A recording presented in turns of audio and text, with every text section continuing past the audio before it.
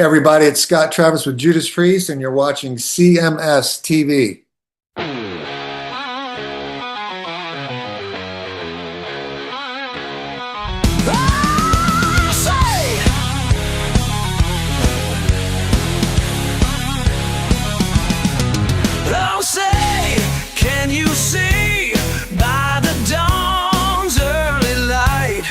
So proudly we held at the twilight's last gleaming, whose broad stripes and bright stars through the perilous fight.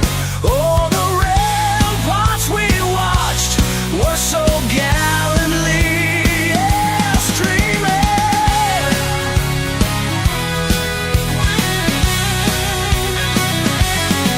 and the rockets' red glare, the bombs bursting in air, gave proof through the night that our flag was still there. Oh, say does that star-spangled banner yet wave? Oh, the land of the free and the home of the brave.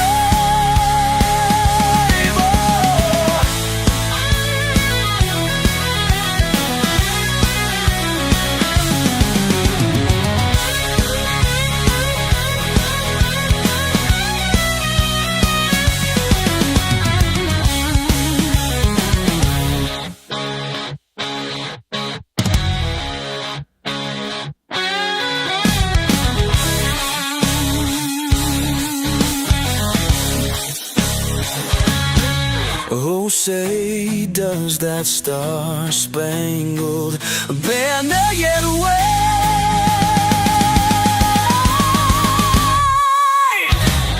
Oh, the land of the free and the home of the brave. Oh!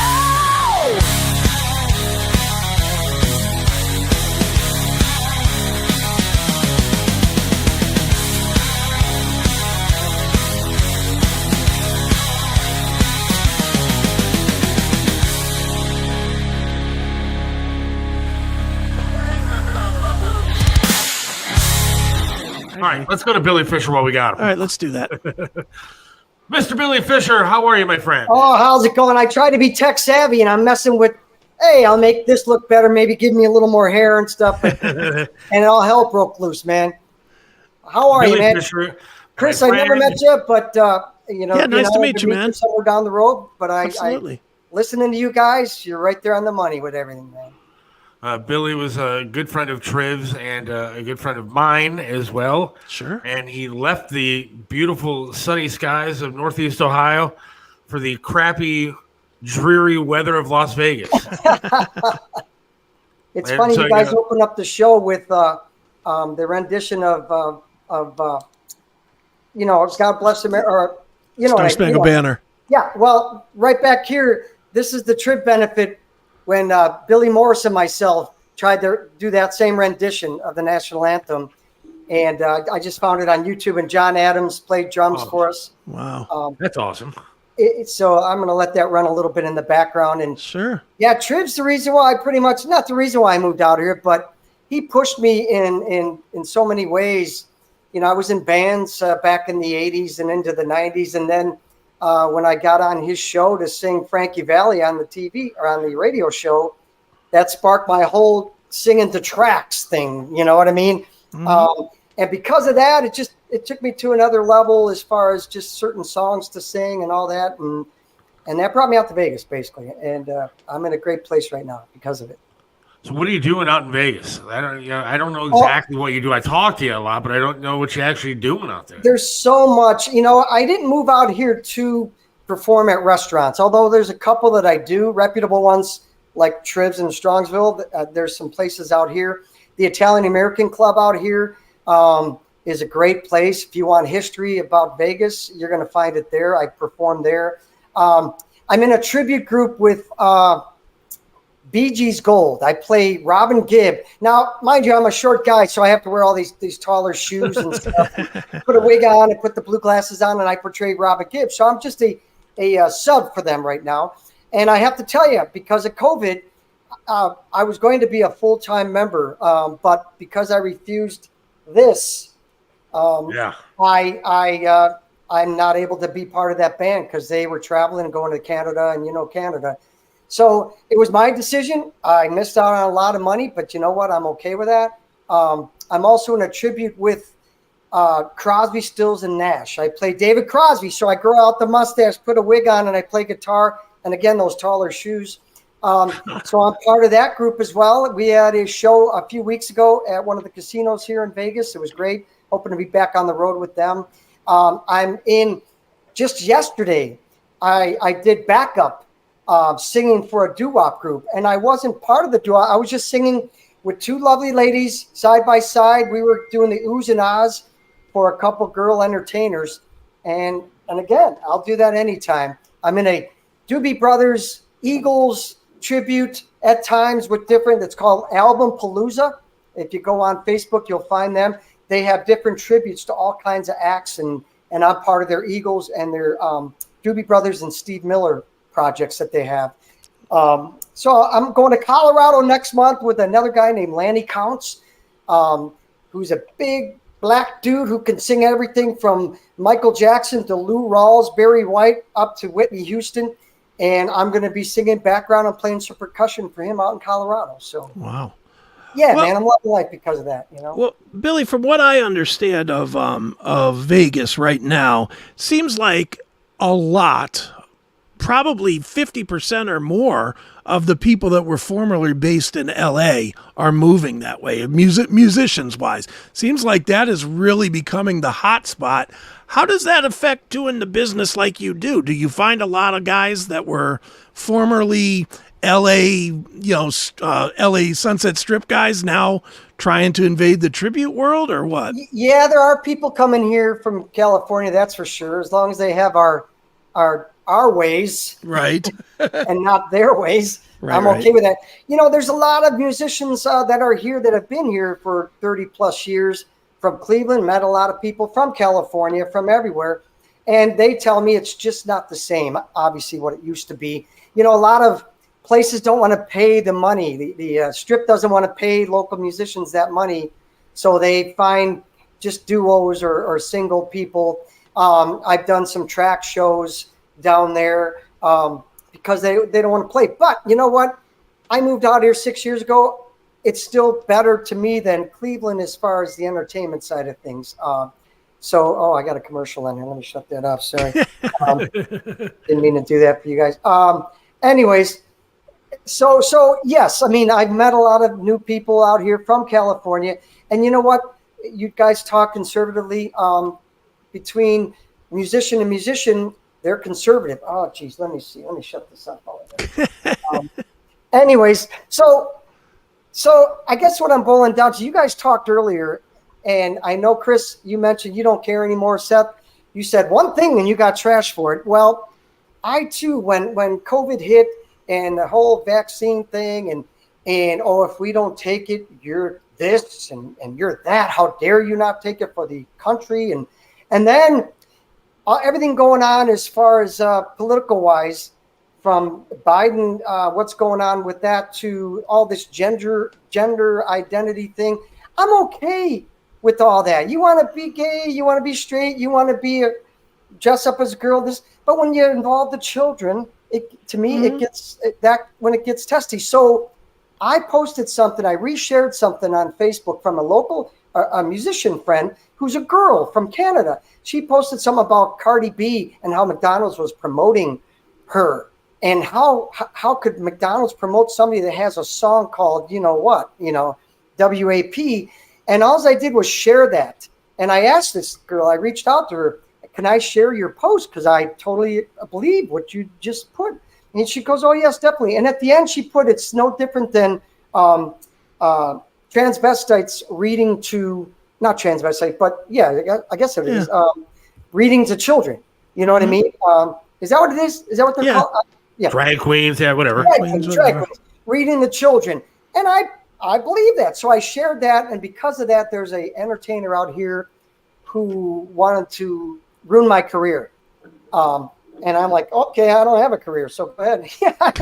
So I refused anymore. I decided, you know what? Yes, I'm a musician, but I have my convictions. I have my morals, and I'm going to post what I believe. And I post a lot of funny stuff. I don't get really bad. I don't. I share stuff that I believe in, and it's everybody else that battles for me, because I have my Democratic liberal friends out here, musicians-wise, that'll give me hell, but I don't care. I stay morally, it's your opinion to my opinion. Yeah. You know what I mean? And for it, I've had people come up to me and say, Billy, I like what you're doing on Facebook, and on the side, but they can't tell me that. They can't say it because not that they're afraid. They just, so if I can stand up for them at my height, 5'2", I will, You do post a lot of cool stuff, though. I like watching you on Facebook. And here's another thing. Because of Triv, and I owe that guy a lot, man. Let me show you what I have. Don't need to turn my head. But I was trying to find out. I found old, just flyers from the benefits that I did through the years. And because of him, when Facebook started coming out, he had all these friends. He goes, hey, you want some friends on Facebook? I'm like, sure. So he kept sending me. I don't know how you did it back in the day, but he send me friends. I accepted. And then I got shut down. He got shut down. He sent me tons of friends. I have now 5,000 friends, and 4,500 of them are from Triv, I think. So because of that, I have 5,000 friends. I'm at my peak, and I can share things that I think really go places.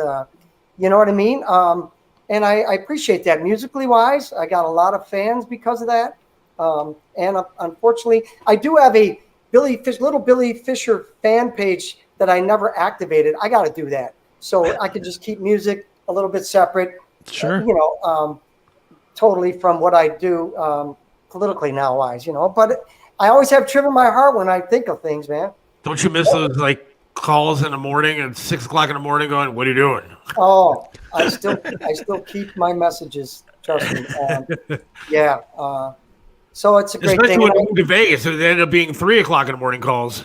Oh, trust me. And he knew damn well what he was doing, My wife would say, put that on mute before you go to bed. So now I just read the other day, actually I heard a story on the radio that COVID is making a comeback. And now they're talking about this new director of the CDC or whatever is talking about maybe possibly doing more shutdowns and more boosters and all this kind of stuff. I mean, Vegas was shut down for a while. I know when I went out there and I saw you out there, they had reinstituted the mask mandate and everything. That does affect your business pretty hard, doesn't it? Oh, it definitely did. When it shut down altogether, I took a ride down there, and it's unbelievable. Now, mind you, the Strip didn't have no locks, so they couldn't lock their doors because they were open 24/7. So you actually saw padlocks on stuff. Driving down the Strip, it was so sad to see, and it definitely took a while before it came back. We have a Republican governor. Some like him, some don't. He was the sheriff out here. But he was better than what we had.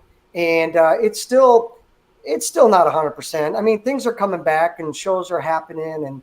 And there's a lot of local musicians. What I love about out here is the family of local musicians. And mind you, I knew a lot of local musicians in Cleveland, don't get me wrong. But the community, Vegas, the Strip is so huge, but the city is so small. You know what I mean? And because of that, there's so many musicians that stick with each other. You know what I mean? Help each other out. That play with the bigger people. There's a guy who plays with the Barry Manilow. He's a local musician here, and I played with him on stuff, and it's just cool. I mean, they're giving back. You know what I mean? Sharing. Sure. Well, it's part of the reason that it's like that, though, too, is because Vegas is wired for entertainment. I mean, that's what Vegas is. We're here in Cleveland, entertainment is your sideline. It's your Friday, Saturday. We're out there. Tuesday is an entertainment day. Monday is an entertainment day. All the days are entertainment days in Vegas. Yeah. Oh, yeah. They totally are. There's not a time. When I first moved out here, there was a place called the Tap House. Every Monday night was a jam musicians night. That place was packed every Monday. And because of that, that's how I met all the other musicians that I now call dear friends that because of that place. But it's endless. Yeah, there's private parties constantly. They make up a reason to have a private party. Hey, can you do my gig? Can you do my party? And everybody shows up for it, and it's wonderful, and it's great. I met so many great people because of it, and you won't find that in Cleveland. You could if the weather was better, but I'm saying, what I mean? Sure. It took a while to figure out when we first moved out here. Let's go do this. Oh, then maybe it's going to rain. It's like, wait a minute, what are we talking about? It's not going to rain out here. And my wife always says you don't have to shovel sunshine. So when it's got heat, it's like 116. It's been brutal. Don't get me wrong, but then you just stay indoors. You know what I mean? And I don't have to go out and do any work. I'll tell you what. The last time Heather and I were out there, you were so gracious enough. You picked us up. Our plane got delayed like 17 times leaving Cleveland. And so we didn't end up getting to Vegas until literally 3 o'clock in the morning Vegas time. The day that Billy had to stay up and come to get crazy. us. Yeah, it definitely is crazy. When we were there, I think one day we were walking because we also got stuck there. So we ended up staying in another hotel that used to be the Hooters Hotel. And it was kind of close. It looked close to a liquor store. And I was itching for some liquor. And it looked like it was close. And the temperature was 107. And I decided, okay, we're going to walk to this liquor store to get something to drink. And literally, it seemed like we were walking across a desert in the middle of Africa. It was I was waiting to see cheetahs walking by us because it was so damn hot. And I'm wearing a sweatshirt and sweatpants trying to walk to this stupid liquor store just to get a bottle of vodka. And it was the most horrific thing ever. But everybody said, oh, it's a dry heat. No, it's still hot. It doesn't matter, dry heat or not. It's hot in Vegas. They say what you have to do is turn your oven on, then open the door and put your head. That's the heat of Vegas, because that's a dry heat coming out of your oven there. That's the same. And you're right. I mean, but again, compared to the humidity, I can take a shower and not have to sweat when I get out. You know what I mean? Yeah, it's still nice there. Yeah. So we wanted to have you on because you're coming back to Cleveland this week. I think Wednesday, right? Yes, I come back Wednesday. Yes. And you have a bunch of gigs planned. I have some gigs. Again, before COVID, my idea was to come back twice a year and do gigs. And when COVID hit, I didn't get a chance to really try to figure that out again. But I promise next year I'm going to do that, because obviously places book up late in the year for the next year. So I kind of fumbled the ball, but I was able to get into Trivs. I'm going to be at Trivs in Strongsville next Wednesday, not this coming Wednesday, but a week from this Wednesday. Yeah. So, and then the only other public place I have is a place called Gino's Place in Strongsville as well. It's down Pearl Road. And he's a great guy as well. But I have a couple assisted living homes that I'm going to be doing while I'm here. Cool. One for she's 98 years old. It's a friend of mine whose mother's in there. So I'm going to do that. And then a VFW club. But other than seeing my kids and my grandkids and my siblings that are there, looking forward. And friends and family. You guys. Chris, you don't know. Billy has done so much for the Codes for Kids charities. Sure. And with Triv, with the benefits and the best, he dressed up as. Remember, he did kung fu fighting. And I got pictures. I kind of have hair, but with Triv, the benefits, I was always bald. So I glued this ponytail on the back of and I have a little kid's ninja outfit, and I did kung fu fighting, doing all kinds of anything Triv wanted. You know what? I came out here, and it was like I walked right into the same thing, because I did stage shows out here in Vegas, variety shows, and it was just like what Triv put on. So I was able to don my little Elvis outfit with my styrofoam big head and the big glasses, and I did Elvis out here as a little Elvis, So nice. Yeah, he didn't know it. I didn't know it till I got it. Well, he like I said, he's in my heart. And here, I'll show you this. This is a fat head of me that Jimmy Grenick did. And it has Coats for Kids right there. Nice. And one of the benefits. I didn't know this was happening until I got there, and I'm like, what the hell? I remember that. He had a bunch of yeah. So those signs, but I remember I was kind of pissed because I wanted one of my own, and I didn't get one. I wasn't able to bring it home. So my buddy who lives here from my first band back in Cleveland, he was going home to ship some stuff, drive back with some stuff. He carted that in his car and put it in a passenger seat all the way home, while he was driving. Nice. I miss those benefits like you can't believe, Billy. I think about them all the time. You're not the only one, man. I wish we could do that again. I mean, not only for us because I just enjoy doing it, but for Coach for Kids too. But it was always just such a good time. He did such a good job with those, and you were always so generous, and it was just such a blast, man. Well, in my first band I was in called Lost Children, we called ourselves, because we all came from broken homes, more or less. So we came up with this name, and it's like, well, that name kind of sounds pretty, just, I don't know, not dark, but so let's do something about it. So we decided to start working with children's charities, and we donated as much as we could, $100 every time we had like $100 in our till, because we bought our own brand new sound system. I took a mortgage out on my second car to buy a truck. You know what I mean? So we had to pay that back, but every $100 that we made, we had a checking account. I found children's charities locally, not United Way, not those big ones, and I sent them a $100 check. We did benefits for cystic fibrosis, for you name it, the Providence House, the Marines, Toys for Tots, and I've always been involved in charities. So again, I listened to Triv, and when that started happening, like, man, it just turned out to be the best thing to be able to hook up, and he gave me that opportunity. He didn't have to answer my phone call when I sang Sherry, or you know what I mean? I called up and sang Sherry for him. He didn't have to do that. But next thing you know, I'm in his son's restaurant singing, paying. I spent $100 each time I played there on a karaoke system just to have the music so I can sing, because I didn't have that. So I eventually bought my own stuff, and it paid itself off. But it was a privilege, and it was an honor. I mean, really was. He absolutely loved you. I know that. Somebody texted in and said, "Are you still doing the home shows on Facebook?"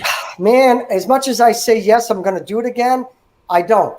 I do want to start. I loved when I did Mellow Mondays, it was called, and because I just wanted to keep it mellow music, but it was songs from the 60s, 70s, 50s, and then people would come in.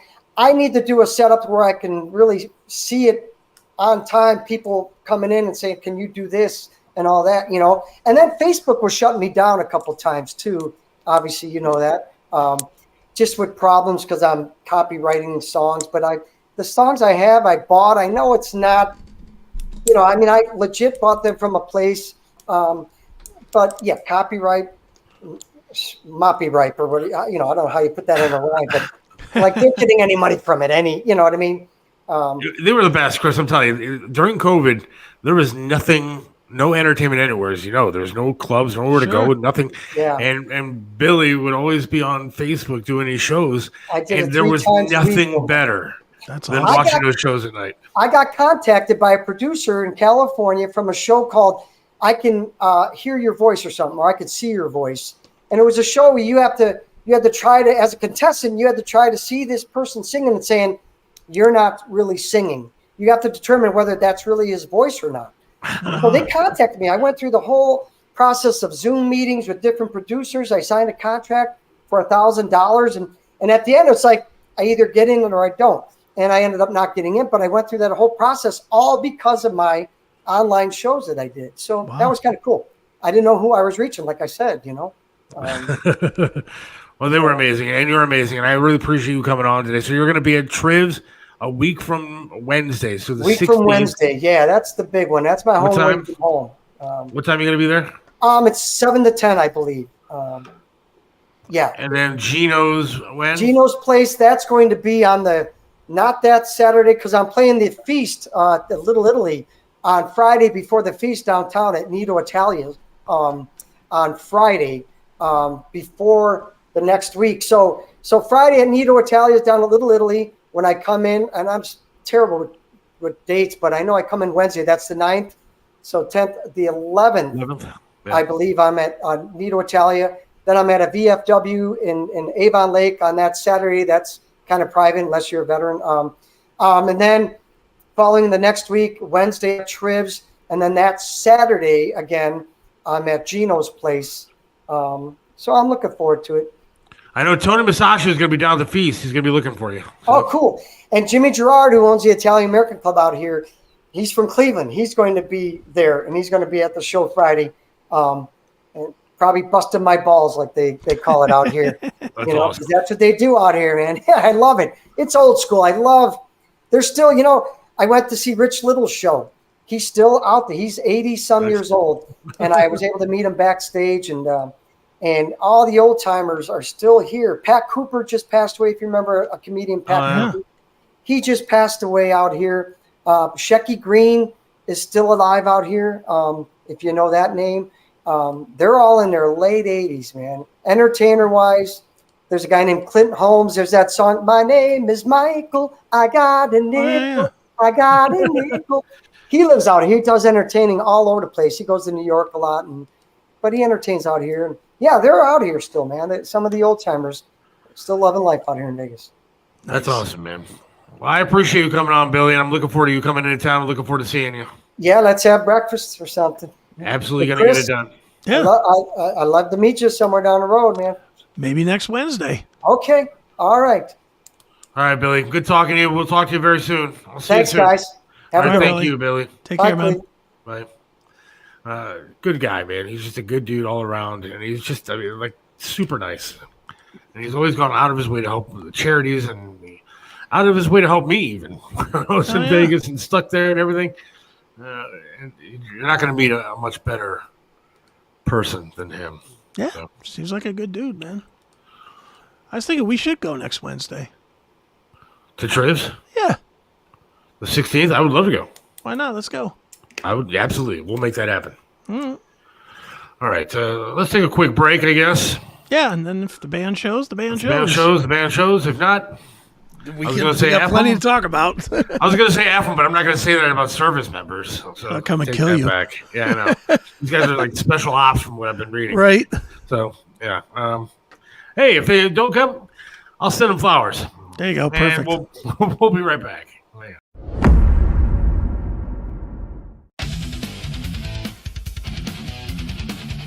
Get ready! The Seth Williams Show is going live Friday, September 12th at 4 p.m. Join us for lunch and a hilarious podcast interview with the one and only Jim Florentine. When I was a kid, I got home from school at 3 o'clock. My mom goes, go play in the neighborhood till 6 o'clock. Come back then for dinner, and that was it. There was no communication from 3 to 6. And I'm still here, and everybody else is, right? It's fucking weird, isn't it? Yeah, all right, a couple cute kids went missing, but that was collateral damage. What are you going to do? Yeah, I mean, they took the bait, went for the candy. What are you going to do? I wasn't a candy guy. Yeah, you're not going to get me in a van with a Tootsie Roll, you know? And Don Jameson. Because remember when the most dangerous jobs in America were, law enforcement, active military, one of Danny Masterson's dates from that 70s show? No, I'm glad you guys are laughing at these jokes because here's the thing. We're so politically correct nowadays, aren't we? It's gotten too crazy, man. This incredible event, including lunch, is brought to you by Smokin' Rock and Roll and Audio Base Studios. Space is super limited. Only 10 lucky fans will be selected. Send your email to SethWilliamsShow@gmail.com. Seriously, you don't want to miss this.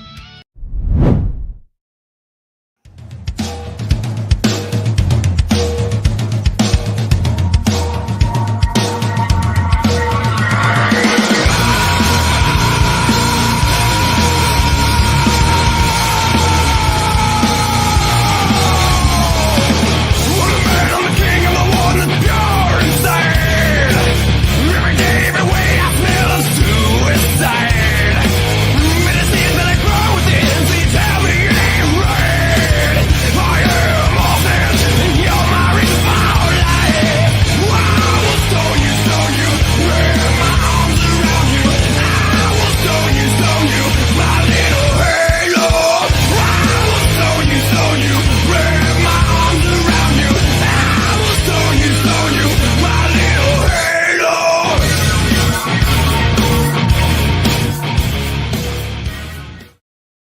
I love that era of music. Let's Hell get yes. our guest on the program here. Tim King, how you doing, my friend? Hey guys, how are you?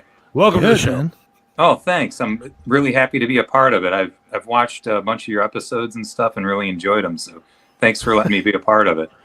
Absolutely. Well, thanks for letting us be a part of the Back to the 2000s tour, man. Yeah.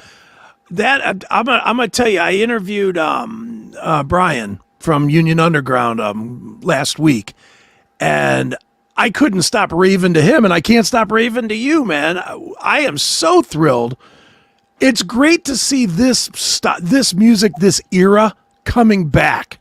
You know, not that it ever really went away, but it's just great to see this style is kind of pushing the 80s stuff a little further along, and you guys are kind of taking over that nostalgia thing, no? Yeah, I mean it's great. I mean, as you know, Soil formed in 1997, and we never stopped. It wasn't like Right. we went on hiatus or took a break. So we've been riding the up and down waves nonstop Right. for going on 27 years this year. So it's been quite a journey, and we've seen a few little resurgences. There's a really big one now, and it's really exciting to see that. And Brian and I, our very first tour for Scars, our biggest record was with Union Underground. We went out with Union Underground and we did a tour with them. Then we were doing Radio Fest, and then Ozzy, Rob Zombie, and Mudvayne snagged us up for that Merry Mayhem tour. So Right.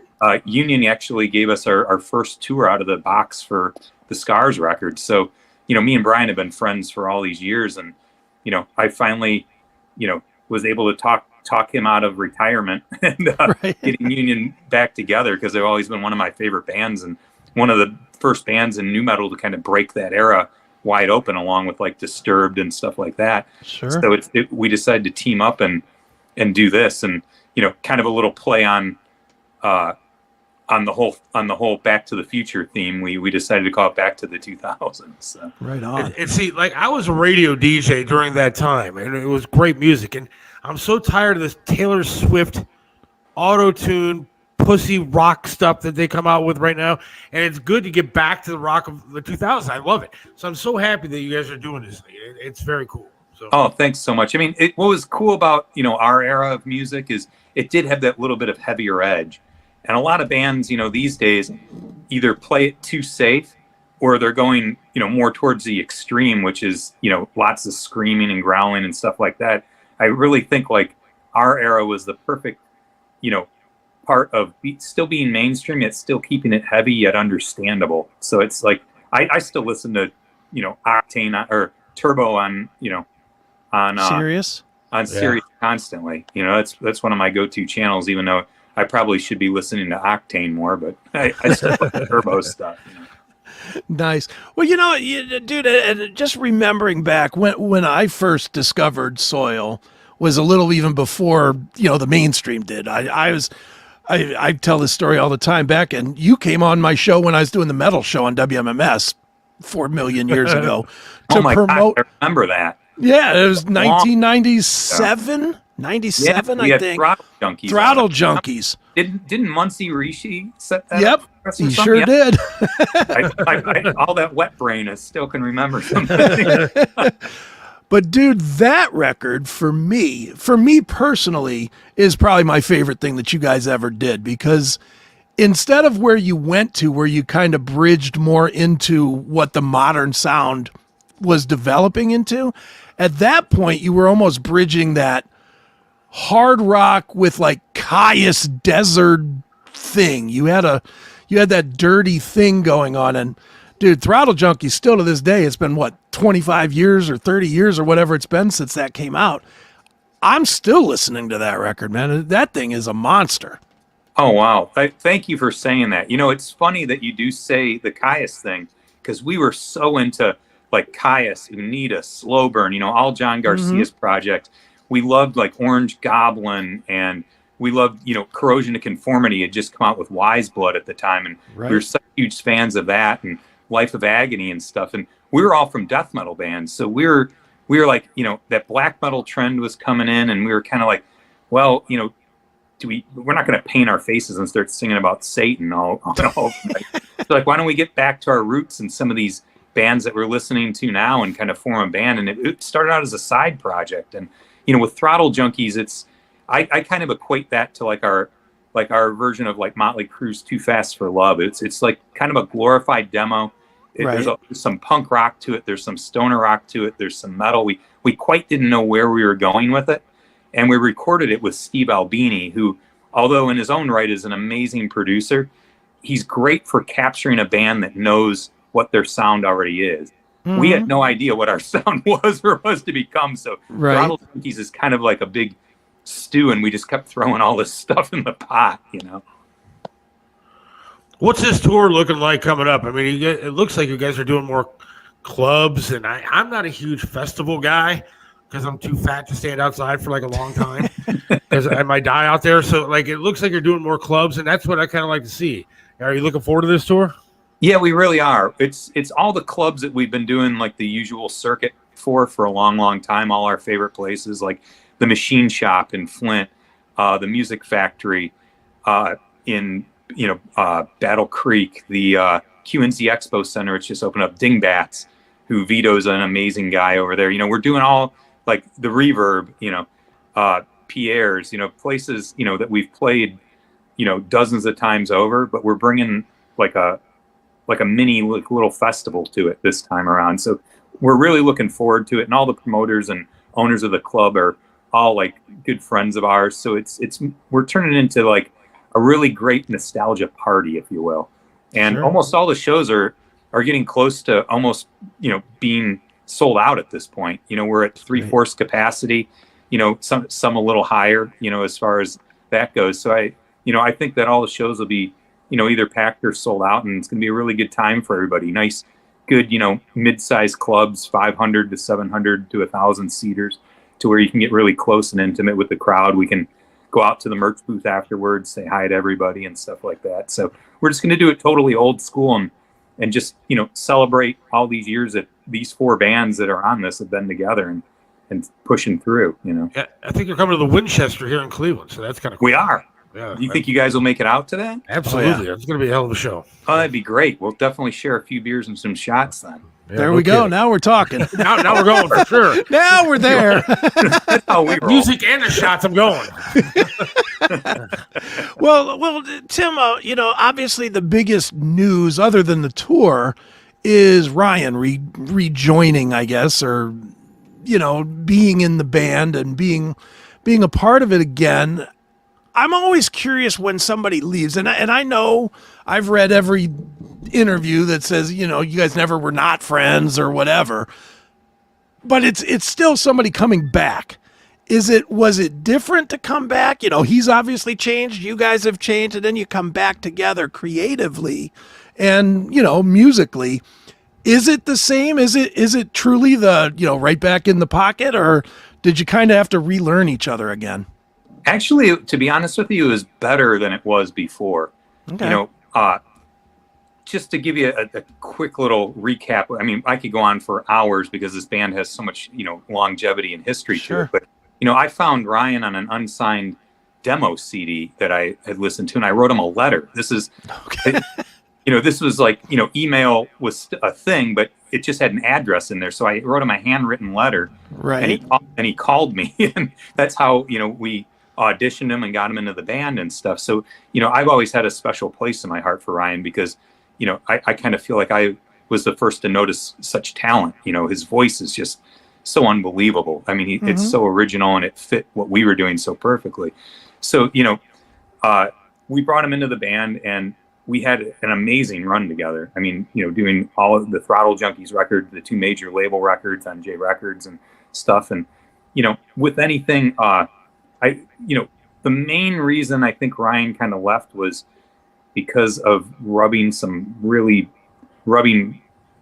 badly against some other members that aren't in the band anymore. I don't want to really go any further than that. But Ryan left. When you just have enough, you have enough. So he left, and when it did come time for him to come back, which was about 7 years later, the only ones left in the band were me and Adam, our guitar player. So, and me and Adam and Ryan had always gotten along great. So it was coming up on the 10th anniversary of Scars, and we'd started talking again, and we sat down and said, hey, let's do it right this time. The drama from before is not there anymore.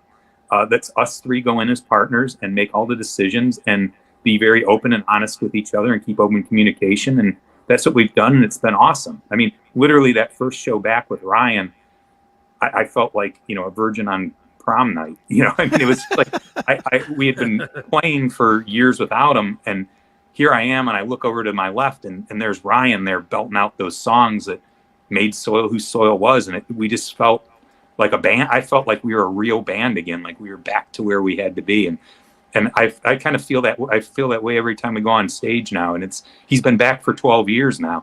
He's been back in the band longer than he was in it in the first place. So if that's any testament to tell you how well things are going now and how good we get along now, Mm-hmm. No, it is, and it's really, it to me it's like, okay, he's home. Kind of is that's where he should be. I mean, nothing against Drowning Pool, but I never felt like he was Drowning Pool. That again, that's one guy's opinion, but it's good that he's where he belongs.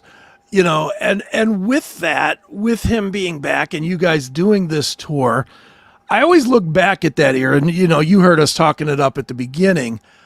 I personally do not think that era got nearly the love that it should have. And let me be clear on what I'm saying on that, because obviously there's a bunch of huge bands, Limp Bizkit, Korn, etc., Slipknot, that blew way, way up. But if you look at and again, I don't want to compare what you did to the 80s bands, but in the 80s, you have 50 bands that everybody talks about. When you talk about this era, you have about 5, and then people, it's a lot less, which I think is a tragedy, because there was so much good music that was out, and people just, I think people got more trendy, so they moved on quicker, where in the 80s everybody held on to it as long as their spandex didn't rip, and I just think there is a difference there. I think now that it's coming back, people are like, oh yeah, I remember Papa Roach, or I remember Soil, or, they remember it, and it's going to have a bigger maybe resurgence. What do you think as a guy that's in the mix? Oh, I mean, I couldn't agree with you more. And it was when the quote term nu metal, came back or was a thing and stuff like that. It kind of did, and it's funny you mentioned the 80s, because it kind of did have somewhat of an 80s feel. There was, the excess, and people were a little bit more, the economy was going good at the time. People were a little bit more and back into, they weren't into the grunge and being depressed. People were, uplifting, and it kind of got back to being a rock star again in many ways. But it was short-lived, and it's funny that you say that, because it reminds me of what my guitar player Adam in Soil said when we came home from Dave Williams from Drowning Pool's funeral. And he looked at me on the plane on the way back, and he goes, I just had this weird feeling that nu metal just died with Dave Williams. And it was a real weird thing for him to say. And I was kind of like, well, what are you talking about? But in a way, he was kind of right. It was kind of like after that had happened, after Dave had died, it kind of just started to take a slope down, and then people just kept jumping from trend to trend. And if you look at it now, it's like these trends don't last very long anymore, to where, things had like a 10, 15 year span. They're down to like, even nowadays, it's down to like a 3-year span, and they're on to something new. I kind of blame it on the internet, and there's just so many sources of ways that you can occupy your time, to where it's not like you had to wait for the new Hit Parader or Circus or Metalhead or something to come out to find out what Airplane Guns N' Roses pissed on. Now it's just like these bands, they just share every moment of their lives, and almost too much. It's like, I don't want to know what, some of these bands that are newer that I actually like and enjoy. It's like, I don't want to know what kind of coffee they drink or what they do, wake up in the morning and stuff. It takes away a lot of the rock and roll mystery. And I think when it was a rock and roll mystery, people held on longer because they wanted to find out more. They wanted to kind of almost like a cliffhanger. They wanted to see what was going to happen next. But now everybody finds out that they're just kind of normal, everyday people behind the scenes, and they're on to something more and exciting and to see what's going on. I mean, that's kind of my take on it, I guess. No, And see, I blame a lot on radio, though. I blame it a lot on radio airplay. Doesn't seem to do it like they used to do it. I mean, even in early 2000s, rock stations would play the music. Now they don't play that kind of music anymore. Now it's a lot of talk and it's a lot of other crap, but radio's not the same as it used to be. Yeah, I mean, radio used to be able to break bands big. I mean, really, really big. And now there's still a handful of bands out there. Like, I want to give a shout out to, WJJO and Randy Hawk and Ski over there and stuff. I mean, you talk about a station, that's Madison, Wisconsin. You talk about a station that stood true to their roots and still is very significant in airplay and everything and what's happening. And same with, Sirius XM and Jose Mangan and Vinny over there. They kind of set a lot of trends and what's hip nowadays, because they still are all about the music and stuff like that. But like you said, there's a lot of stations out there that, like WJJO in Orlando, Florida is the station that broke Soil. And, we're actually doing their Earth Day Birthday Fest as like a, this is where it all started and a thank you type thing. And those type of stations where they're still doing fests and still playing new music and still throwing a salute to our era of music are far and few in between. And radio doesn't break bands like it used to. It's tough. And, being a label co-owner, I have a label with my label partner, Mark Noir. We have Pavement Entertainment. We have a new band on the label called Plush that, we're breaking. Mariah's my good friend. Yeah, they're actually on tour with Disturbed and Falling Reverse coming up here. And, it's been a huge uphill battle and all to break that band, because it's so hard to break a band nowadays. And we did it. And I think it took like 5 years off my life doing it, but it's like, it's not as fun and exciting as it used to be. Like, we're all sitting here talking about, and, I miss those days. I feel like a lot of these kids and bands are getting shortchanged and aren't going to be able to even have a fraction of the excitement that I had. Is it tough making a living now because of the streaming? You're not selling CDs. You're not probably making as much as you did when you were touring. With all the streaming and crap that's out there, isn't it a lot tougher to make a living being in a band? Oh, absolutely. That's why me and my partner, started a record label, is for, to supplement the income, because, in order to make a living doing Soil, we'd have to tour 9 months out of the year to make a very comfortable living. And there's bands out there doing it, like, Head PE and Flaw, and man, God bless those guys, because they're, in their, pushing, if not in their 50s, they're pushing 50s, and they're out there 9 months out of the year, slugging it out, and they're making a living at it. But, that's just not something that I and the rest of my guys wanted to do, is just be on tour 24/7. It's a lot. It is. All right, let me ask my usual question here about, since we're talking about touring and traveling and everything else, I have to know, because I'm looking for the guy that's going to be honest with me and tell me with the truth. How great is it touring with the buses and the girls and the drinking and the partying? I mean, is it nonstop? Was it nonstop back in the day with like groupies everywhere and it was just like half naked girls hanging out the window? I mean, was it awesome or what? I mean, we never got to the gigantic level where there's like people lined up outside of the bus, or, all these crazy things happening where you could, break $5,000 worth of stuff and tell your tour manager to whip out the credit card. We never, made it to those heights. But, I mean, back when Soil was at its peak, we were all in our 20s. So, we had the time of our lives. And, Clive Davis, who was, the head of our record label, J Records through BMG, was writing checks left and right, and the sky was the limit. So we had unlimited funds to go out and do all this stuff that we're doing.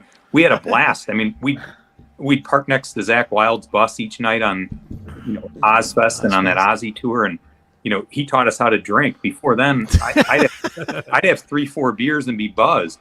We'd be on his bus, 2 cases of beer and a bottle of Crown Royal. My bass tech would be carrying me to bed. I'd wake up the next morning not knowing what century it was.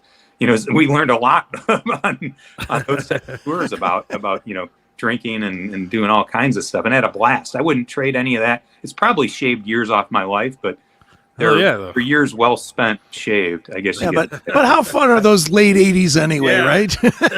You're not gonna, I mean, who's having fun at 86 years old? Why keep that year, right? True. And I mean, we toured Europe with Damage Plan, Vinny and Dime. Oh, Jesus.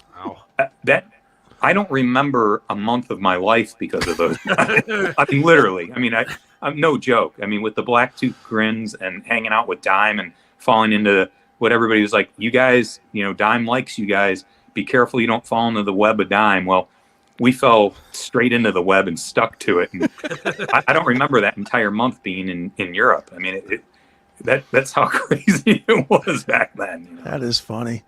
Tim, let me go back to Plush just for a minute, because, like I said, I'm friends with Mariah, and I have been since before Plush. I've known her for a long, long time, and I argue all the time, best singer in rock. Period. There's no better pure voice than hers. That being said, and this is what I'm curious for you, you're obviously very instrumental in this unbelievable run of tours that they've had, and it's really. When you look at the names, and they've toured with Slash, and they've toured with Seven Dust, and they've toured with Alice in Chains, you're obviously behind the scenes putting, arranging the pieces, so to speak, or you're one of the guys doing that. Looking at it, do you wish there would have been somebody back in when Soil was coming up that would have been looking out for you guys the way you're looking out for them? Or is that the reason that you do that to kind of give them a leg up that maybe you weren't given? You're asking some amazing questions, because for whatever reason, and I don't know whether, it's just, fate or just the way the day goes, but oddly enough, and I have two answers to this question you're asking. Sure. Oddly enough, there was a guy really looking out for us back in the day. His name was Larry Mazer. He's a manager. And literally, he still does Buck Cherry, right? Yeah, Cherry. I had to jump off with him about 15 minutes ago to do this interview with you, because he called me, and he was Soil's manager back in the day, and he was the one, behind the scenes, doing all that with another manager of ours called Pete Cholas. And, those two guys were really looking out for us and helping us get these opportunities that we had. So we did have somebody looking out for us. And later on in the years, we went to the Firm with Ryan DeMarty and Rob McDermott, who really, really helped us out a lot. I mean, sure. Those guys got us on tour Stained in Lincoln Park and all kinds of stuff. So we've had some really good people behind us. With Plush, I took all I learned from my great managers that I had over the years and all that I experienced in Soil, and used it with, putting Plush together and for Plush, so that they didn't have to go through all the, hells and all the craziness that we had to go through to get to where we were. So I'm kind of in some way like a surrogate father to the band in there. And the other thing is what's crazy is, Plush is doing now what Soil was back in 2001 to 2005, and what's odd is I got him on the Evanescence tour. My good friend Will Hunt plays drums in Evanescence, and sure, he was instrumental in getting him that tour. And I'm sitting on the side at the arena watching Plush play at an Evanescence show, going, wow, I'm watching Plush play like Soil did on the Ozzy, Rob Zombie, Mary Mayhem tour, except I'm not up on stage. I'm the guy on the side of the stage sitting there watching. And a lot of people said, well, aren't you kind of jealous? Don't you kind of wish that, that was you there? And you know what? I'm like, no, because I've already been there and done that. What's really satisfying is me getting to see it from the other aspect, and being that proud parent and that person that's like, wow, I'm not up there playing, but I'm the one who helped make this happen.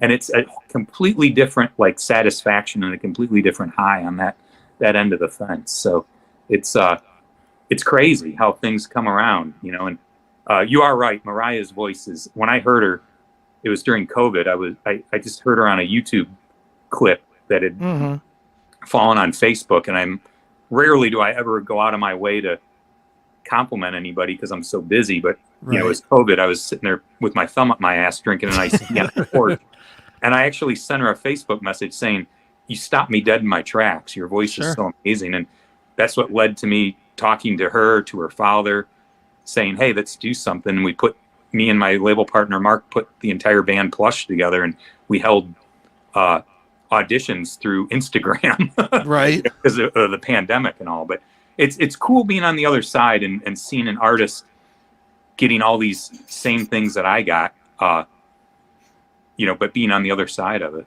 Mm-hmm.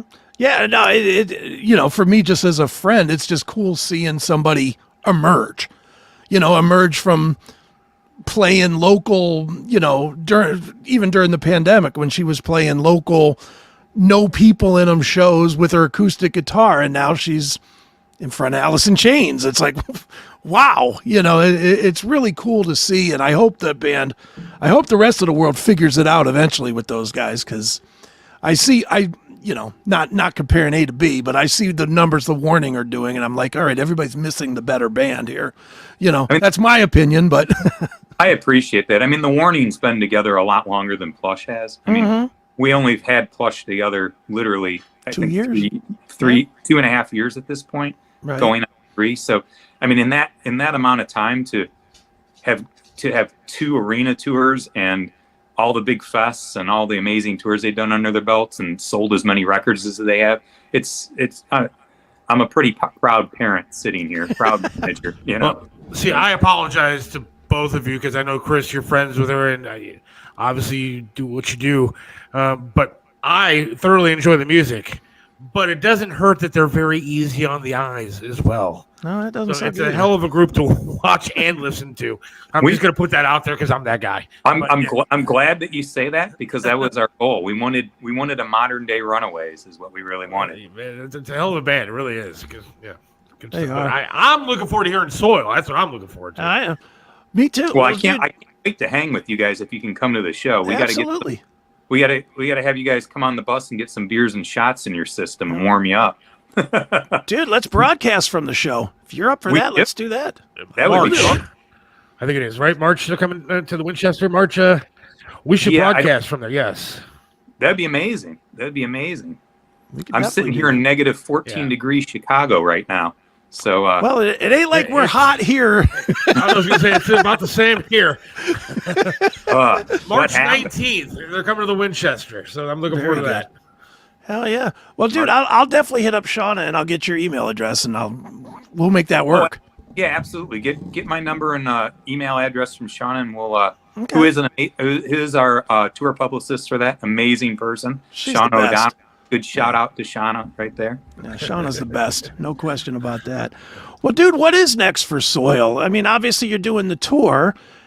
Are there plans past this tour? Is there new music? I mean, what are you looking at Soil wise? Yeah, we've got a ton of stuff coming up. I'm going to be honest. When the pandemic hit, we kind of just shut the doors.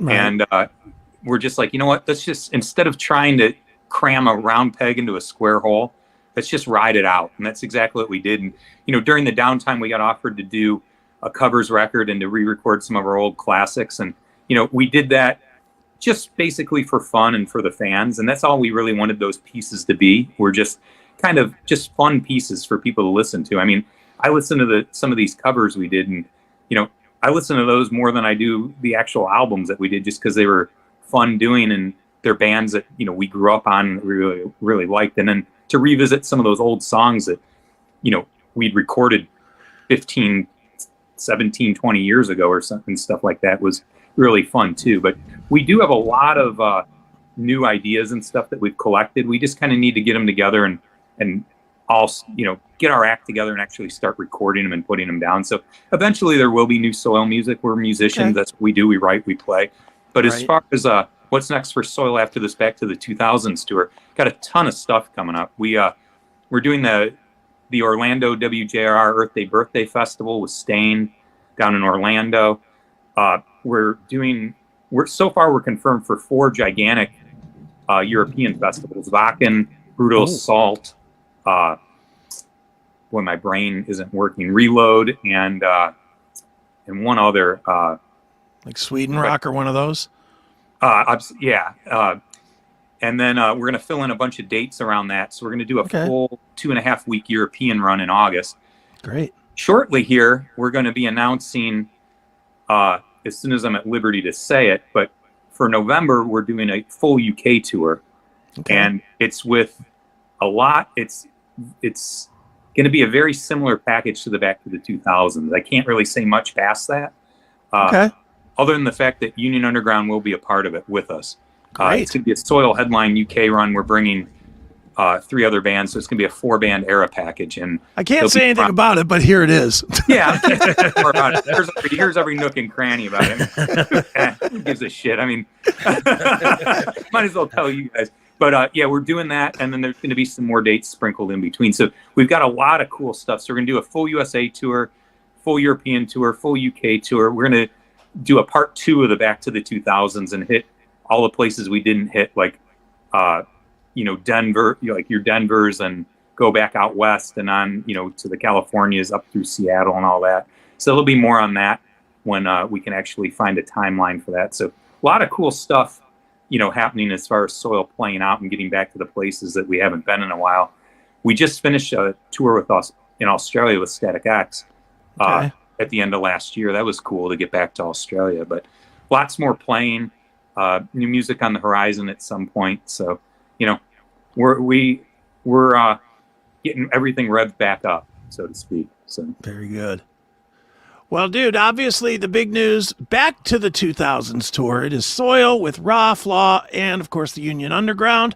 And man, where should we tell people to go to keep up with you and Soil and everything that's going on? Standard Facebook page, which is, facebook.com Soil Music. Our Instagram page, Soil the Band. You can go to our website, www.soiltheband.com. People know where to find us. Yeah, right. We've been around long enough. Exactly. And one quick Pavement question, and just because I miss having this disc and I don't know where it is, I know this is probably predates your time in Pavement, but any chance you got any of those Brick Bath records laying around from the old days? We have a mini warehouse because we have an office in Chicago. Mm-hmm. And we have a mini warehouse in there. And my label partner, Mark, had Pavement, going back in the early 90s. And then it got put on hiatus when Zoo, his distributor, Zoo BMG, closed up all the subsidiary labels. And sure. He went on to form Crash. So Pavement, me and him resurrected Pavement. But to be honest with you, I think I did see some of that old stuff, like Brick Bath. I know there's old Crowbar, a bunch of stuff. I'll tell you what.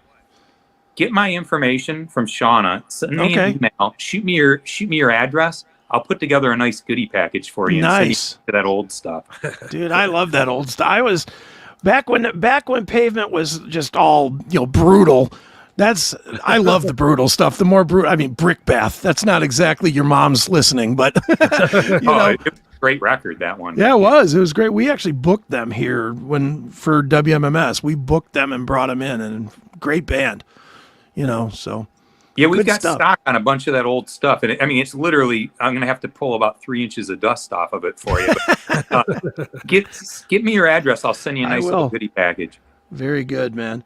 Well, dude, we are definitely going to encourage everybody, get out there. What's the date of it, Seth? March 19th. March 19th at the Winchester. Yep. For to see Soil and the Union Underground and Flaw and Raw. It's going to be a great night. Back to the 2000s tour. And I figure we'll wrap this one up by playing a little bit more Soil for the people. So, Tim, thanks so much for joining us here on the Seth Williams Show. Oh, thank you both. I had a great time. Great questions, and keep on keeping on. Thank you both for everything, and we'll see you in March. Sounds good, brother. Take care, man. Bye-bye.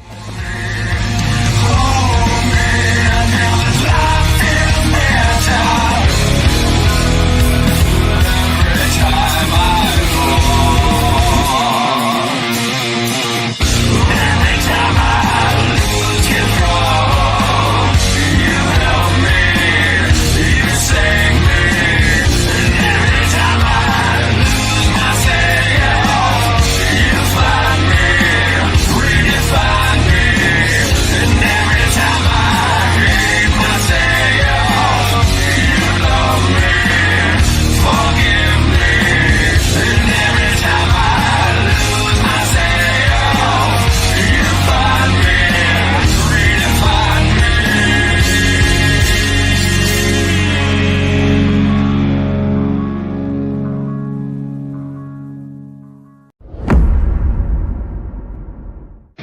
This episode of the CMS Network is brought to you by our sponsor, Blackout Coffee. If you are a coffee lover, you will love what they are selling over at Blackout Coffee. Make sure you get yourself some. The only thing woke about this company is the drinker of the coffee, because it gives you quite a jolt. I am a personal fan of the Brutal Awakening Dark Roast, but everybody's a little bit different. Make sure you get what is your favorite today. Go to blackoutcoffee.com. Use the promo code CHRIA20 to save 20% on your first order. It's that simple.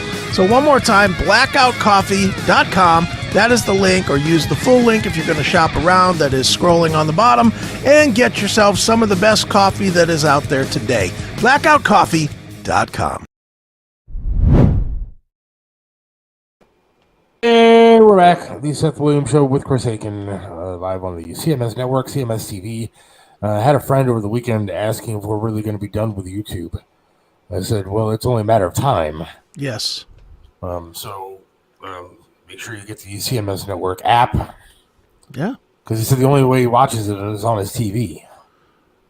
Get the Rumble app. Get the Rumble app. The Rumble app is available on Amazon or Roku or Apple TV, or I believe that it has an app on like LGs and stuff. So if you're able to watch YouTube on TV, then you're going to be able to watch Rumble on TV. Yeah, Rumble's pretty much everywhere now. So get the Rumble app, and then just look up the Seth Williams Show, and you can watch it there. Seth cooked on grill this weekend. I have not yet cooked on the grill. I lit it. I put the tank on, and I did light it up, and I had flames coming out of the grill, but I did not put any food on it. But I did watch it. Not yet. But it looks good. Thanks to Rick again. My good friend Rick. Hope he's doing all right. Disability month is in December. You use that grill like the students at the LeBron's school use a calculator.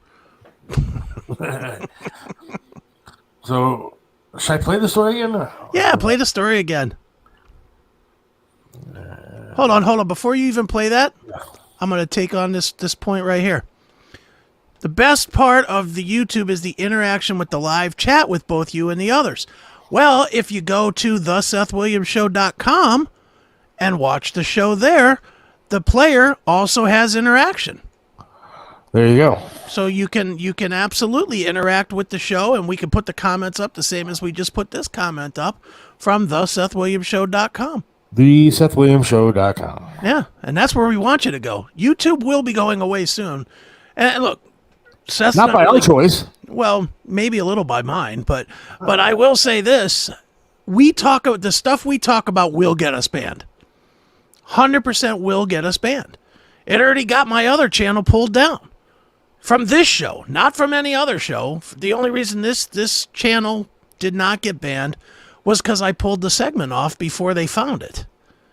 But it got my other channel that it was running on concurrently pulled off, like completely deleted. Eventually, we're going to cross their line. So get used to, find the other methods where there's no censorship. Come on, Gunner. TheSethWilliamsShow.com. That's the link.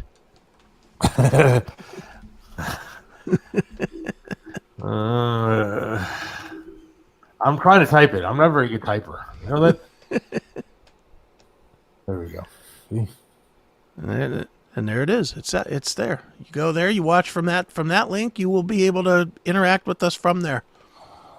Aaron Savali traded to the Rays. Just so you know, Aaron Savali traded to the Rays for a prospect, number 4 prospect. Sounds good.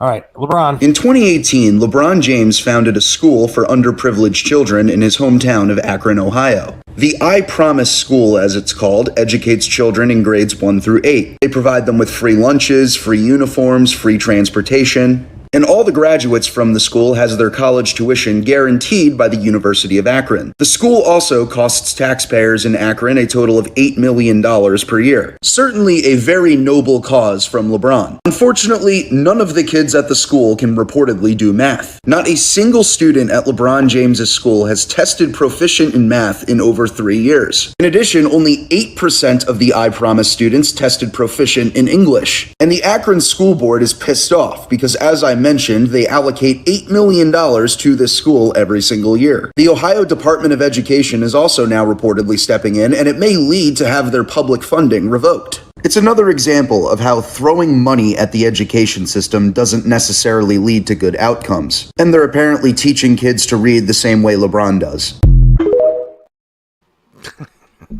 That's the best part, is the little dig at the end. No. So they can't do math. Now, for years, apparently. Yeah. Now, don't you think that somebody eventually would have stepped in and said, hey, look, something's going on here. Maybe we should change this. How is there not one? I mean, look, we've all known, we all went to high school together in different, we all went to high school with, whether it was 50 people or 500 people in your class. How many people do you have in your graduating class? I don't know, a whole bunch. 100, 200, something like that? Okay. I had, I think, 230 in my class out in old Streetsboro High School. And let's be honest, Streetsboro, not the smartest town in the northeastern Ohio area. But there were smart kids. There was a few smart kids. Right. There were certainly people that could do some geometry and some Algebra 2 and Algebra 3 and trig and all that other stuff. How is it that in Akron there's not one smart kid smart enough to pass the math equivalency? Not one! In years, not one. Look, I was the idiot at Ignatius. I was more worried about going out with my girlfriends and doing other things. And Sure. I really wasn't very good. I was okay at school, but I wasn't a straight A student by any stretch of the imagination. Sure. I cared a lot more about going out with friends and girls than I did about studying. But even I, on a basic level, could figure out the math, the portion of things. Well, you passed. You passed. What grade is this I Promise School? Is this high school? What is this? Yeah, it's high schools, because then anybody that graduates from that high school is guaranteed a scholarship to Akron U. And I had a really good teacher for, I think Algebra 2 was. And Mr. Benander, great teacher, good guy. But I sucked at it. I just didn't math, care. yeah.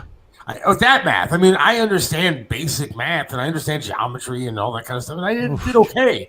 But I really didn't do well at Algebra 2. But even that, I was able to pass the proficiency test, because it's not like they ask you these equations that are behind me, or at least it's basic stuff. Sure. Dude, when I went to high school, 1982 to 86 or 83 to 86, whatever it would have been, we had to take 2 units of math, I think, or maybe 3. I think it was 3, and I took general math, Algebra 1, and Algebra 2, and I never failed, not one time. I never got A's either. Right. And I'm so dumb at math. 2 things with math. One, anytime I try to do math on the CMS, they literally, the chat room literally has pictures of monkeys punching calculators that they put up as me, because I'm so bad at math. I am the absolute worst. Now, when I went to college, you have to take, X number of math and college courses. I had to start, I was at Tri-High or Tri-C, and I had to start from my equivalency test. I had to start at math 091. That's how bad I was. I had to take math 091, 093, and 097 before I could take the math that would count. All right, I got to look up, because they're saying I Promise School is grades 1 through 8. And is it 1 through 8? Natalie and Scott and everybody, they live down there. Sandy, I know those are stuff. But what is 8th grade math? What is 8th? I want an example of what 8th grade. Well, that's got to be at least knowing your times tables. It's got to be like 326 times 284 or whatever. Right? Yeah, I don't know. I mean, does it involve figuring out the X and the Y and where they intersect and all that shit? And subtract integers? I'm assuming that I would know what these mean if I saw. It's probably well, integers are just numbers, but I would imagine by 8th grade, that's probably where you're starting to get into fractions and multiplying fractions and square roots and all that other stuff, cube roots. Example of 8th grade got to be something. Yeah, well, the bottom line is every other school outside of this of the I Promise school is passing people. Yeah, well, that's just it. I mean, come on. Now, again, in high school, I mentioned that I was a little bit more involved in extracurricular activities. Yeah. Like, as far as going out with people and that kind of thing. But in 8th grade, I'm pretty sure I understood the basics of math. Well, you never failed math, did you? Proficiency? No, of course not. Yeah. I am trying to figure out how stupid these kids have to be, or is it the teachers that are just that bad? What's this school doing down there that? I refuse to believe that the kids are dumb. Okay, there's a lot of smart kids down in Akron, but so is it just bad teaching? Is it just LeBron's an asshole, and so he doesn't? Here's not passing the basic test. Here's my quote. Forget the test for a minute. How are they passing into 9th grade? You have to pass math, don't you? In order to go to the next grade. It's not just 8th grade they can't pass, it's all the grades. I mean, you're talking about kids that probably can add 2 and 2. I mean, that's what they're basically saying. I don't know. Do you think it's... I mean, it's... Believe me, with every ounce of my soul, I want to blame LeBron for this because I hate LeBron James.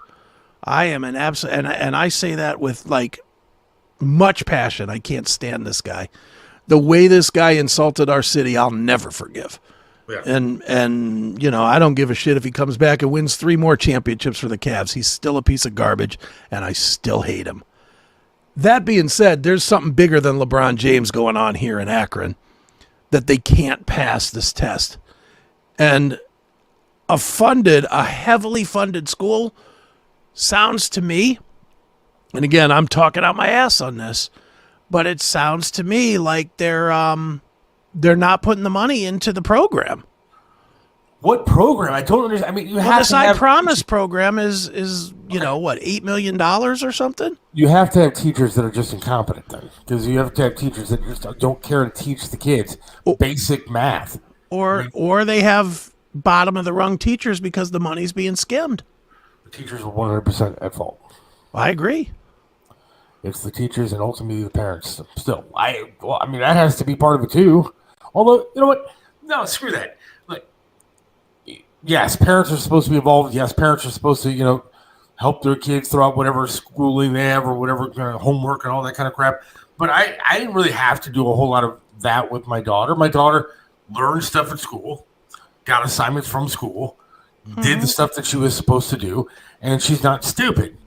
And so that means she passed all the grades, could pass math proficiency tests, English proficiency tests, and she has done well. Sure. And with very little encouragement from her parents because we didn't really need to do it. Yeah, but that's one kid.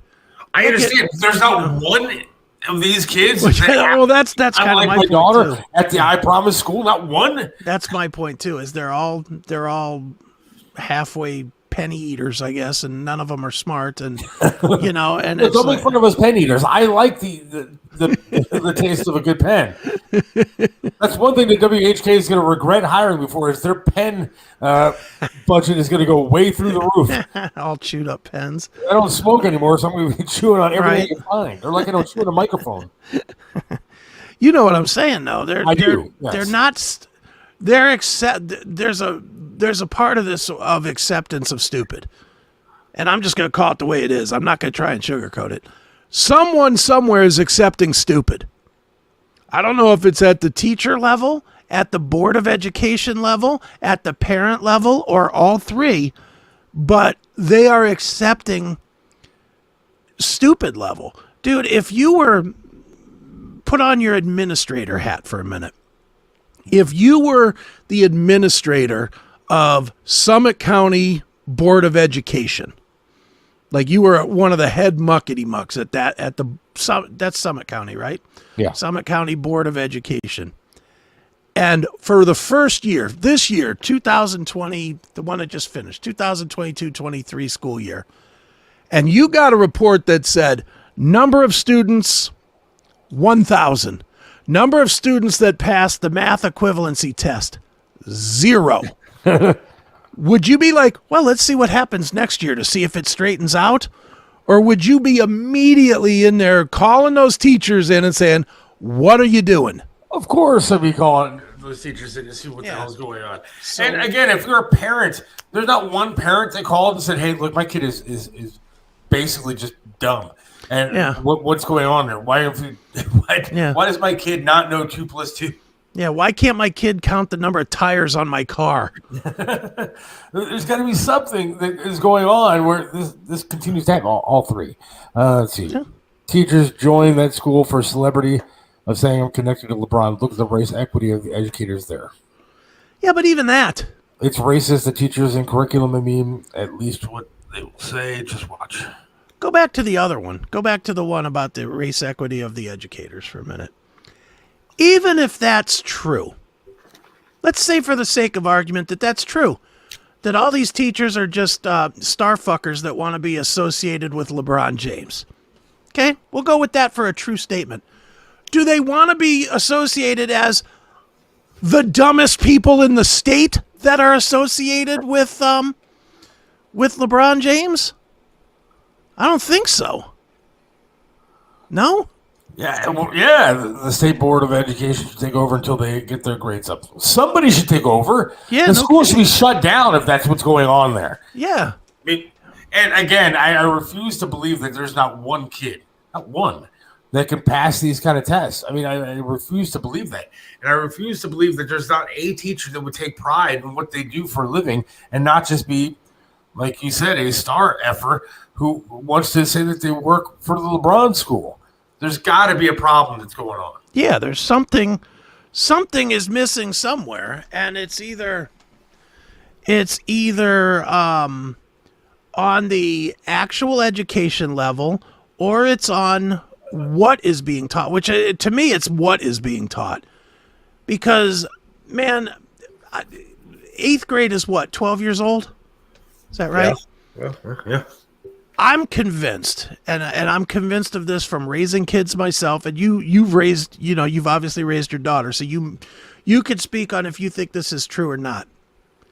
If you took the most complicated thing you could possibly think of, rocket fuel engineering, right, and you taught it every day for a year to your kid, she would pick up at least some of it. You would think she'd pass at least get a minimal test. A 50-60% on a test. That's what I'm saying. And that's on the hardest thing in the world. You know, whatever the most, if you showed her every day what it takes to be a brain surgeon, she would be able to tell you where to cut to open up a skull after 9 months. Yes? Yeah. So there's something drastic missing here, which is what they're being taught. The curriculum is not matching the requirement somehow, some way. That, at least that's what I think. Yeah, it's got it falls on a whole bunch of adults letting a whole bunch of kids down.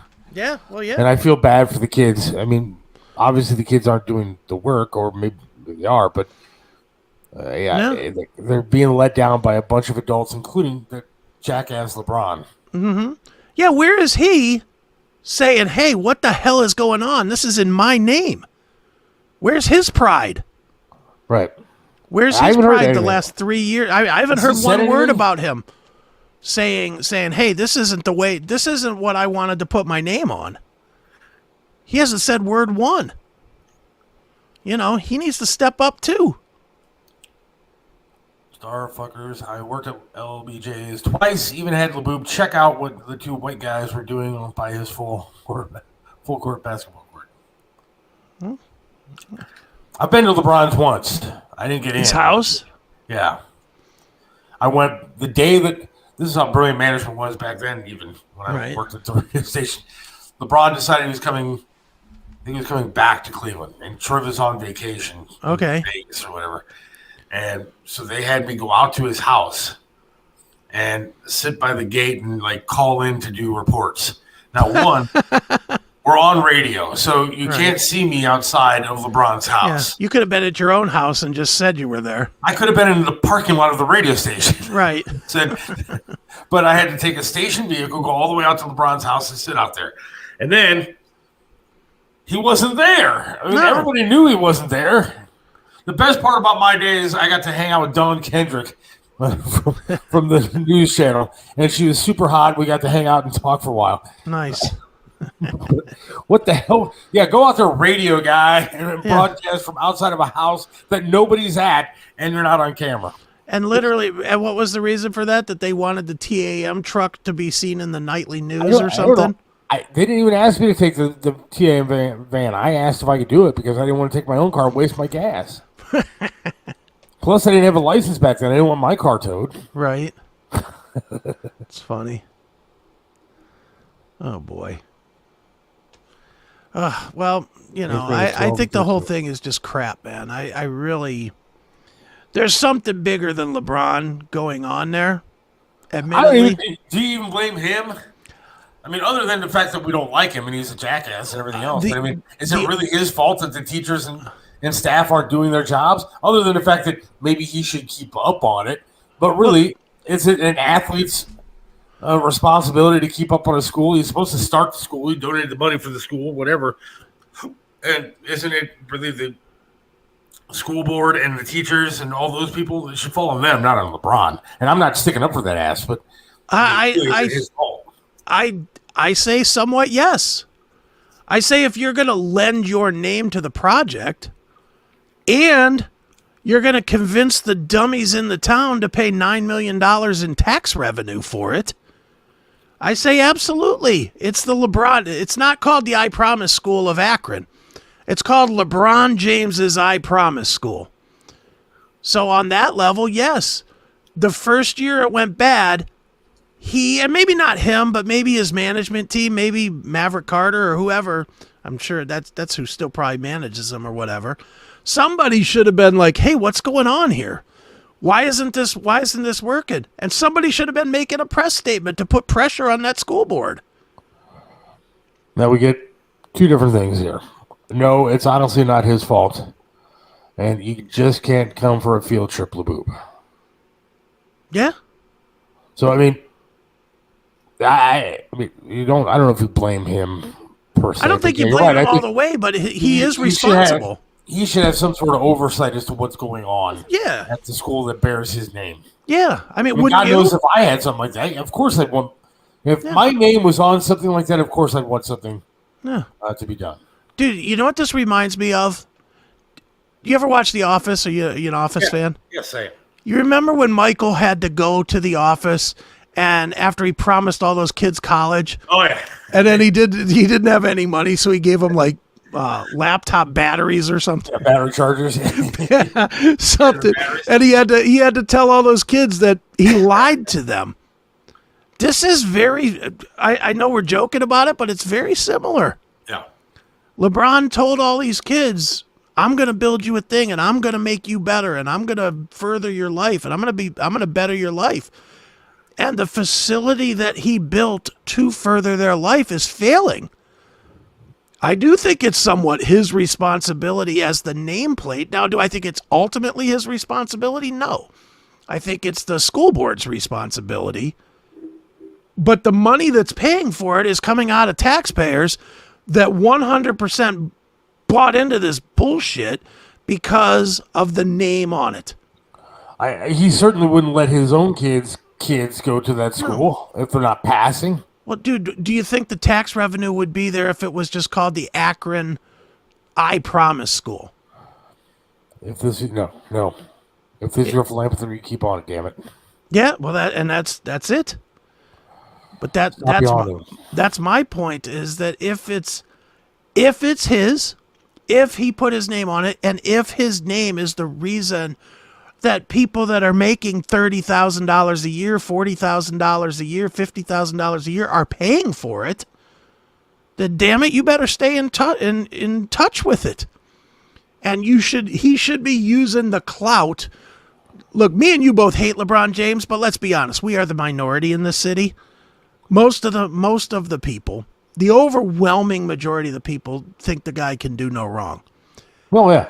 And that clout could just as easily as it got this school funded by a bunch of rubes that were willing to give up their tax dollars for it, the same clout could put much pressure on the school board to fix the problem, to bring in more tutors, to bring in more, I don't know, a different itinerary that leads people to being math passable at a quicker pace or whatever it takes. Yeah. I think LeBron it's a big fail for him. It won't stick to him because he's Teflon, but it is a big failure for him. I want to take a quick break, and I want to get into the alien thing a little bit. I want to have some questions I want to ask you. Real quick, Sandy sent this message a little earlier on today, and I forgot to put it up. Meeting at Brecksville Rec Center about issue 1, and Bob France is the host. Starts at 7 o'clock. Yeah, there is a meeting about issue 1 in Brecksville today, and I think that Frank LaRose is going to be there. I think there's going to be a bunch of people that are going to be there talking about issue 1. I am going to get somebody on, I promise. Okay. About issue 1 either Wednesday or next Monday before the election. Before that special, whatever it is, vote that's happening next Tuesday, a week from tomorrow. All right. Good. It's vital. From what I understand, from what I've been hearing, whether it from a religious side, whether the abortion side, or just a constitutional side, you want to keep your guns, it is vital that we vote yes on issue 1. And it's scaring the shit out of me because you see 1 vote yes sign for every 100 vote no signs. Right. And I know that there are people that I even know are conservatives that are confused by what the issue says. Mm-hmm. And I said they're going to vote no on issue 1. You have to vote yes. Yeah. If we want to keep any kind of sanity.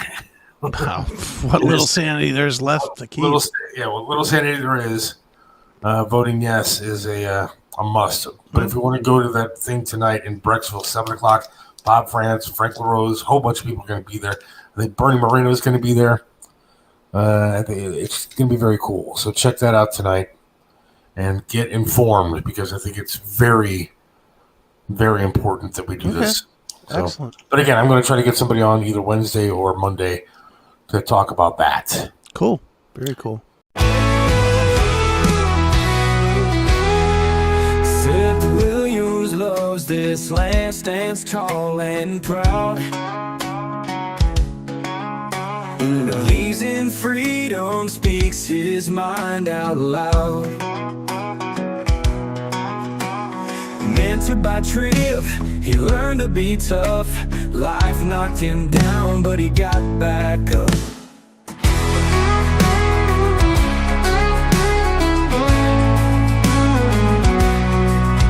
Lost a leg, but he's still strong and true. Chasing dreams under skies of red, white, and blue. Voting for Trump, he shouts it clear. WTAM tried to bring him down, but he's still here. In the heart of America, Seth takes a stand. Against the tides, he defends our land. Liberals call him crazy, but he don't care. He's got the spirit of an eagle, soaring high in the air. Hates LeBron James, won't wear that crown. Prefers hard work and blue jeans in this town. Radio waves try to shut him up, but Seth keeps singing, filling that cup. From the small town streets to the mountain high, Seth sees the flag waving, reaching for the sky. He keeps on fighting with a rebel yell, for every fallen soldier and the stories they tell. In the heart of America, Seth takes a stand. Against the tides, he defends our land. Liberals call him crazy, but he don't care. He's got the spirit of an eagle, soaring high in the air.